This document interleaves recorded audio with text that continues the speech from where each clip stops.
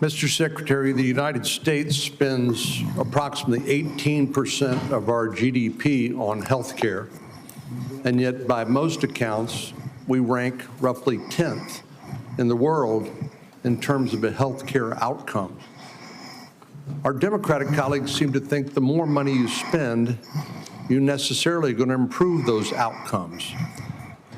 But at the same time, we have the two major drivers of our national debt, Social Security and Medicare, while we spend more money on interest on the national debt than we do on defense of the nation, which is an unsustainable trajectory.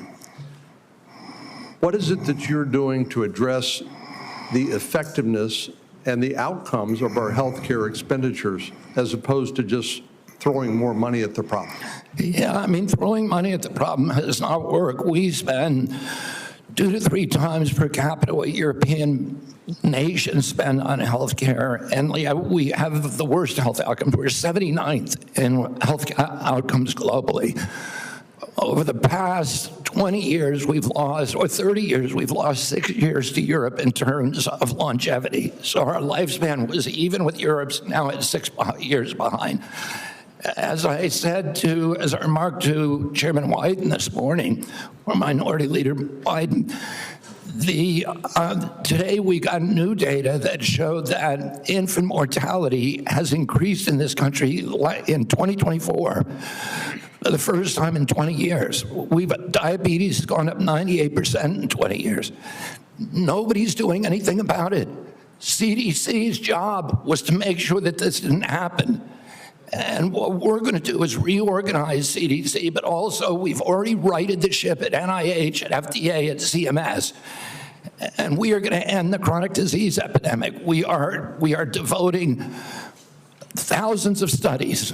We're going to devote to identifying the causes, and we're eliminating them. And we're already starting. We're not waiting for everything to come in. We are starting now. We're doing this with food dyes, with GRAS standards, with dietary guidelines. We're going to get better food and better health to the American public because it's chronic disease that is bankrupting us and destroying our national security. It seems to me one of the biggest problems that we have in America today is the trustworthiness of the information that we actually receive from the news media and from any other source. And obviously, the easiest thing for our Democratic colleagues to do is to scare people because that is a powerful emotion, no matter what the facts may be. Do you believe COVID-19 was politicized? Yeah, the whole process was politicized. Senator, I mean, we were lied to about everything. We were lied to about natural immunity. We were lied to about, we were told again and again the vaccines would prevent transmission, they'd prevent infection. It wasn't true. They knew it from the start it wasn't true because that's what the animal studies and the clinical trials showed. We were told that there was science behind cloth masks. The CDC allowed the teachers union to write the order closing our schools, which hurt working people all over the country, and then pretend it was science-based. All of these issues, and then I can show you, like, for example, Chairman Wyden was talking about me politicizing ACIP, but during COVID, probably the most famous scientist on ACIP was Martin Kulldorff from Harvard, the great, world-renowned epidemiologist and vaccinologist. And he criticized the COVID booster mandates. They ejected him from COVID because he wasn't in the orthodoxy. The two biggest health officials at FDA during COVID, Dr. Gruber and Dr. Krause, criticized the Biden mandates, vaccine mandates. President Biden said in August, I would never take that vaccine, the Trump vaccine. And he came in, he mandated it, and then he fired the 2 top health officials at FDA who said, hey, this thing has not been properly tested.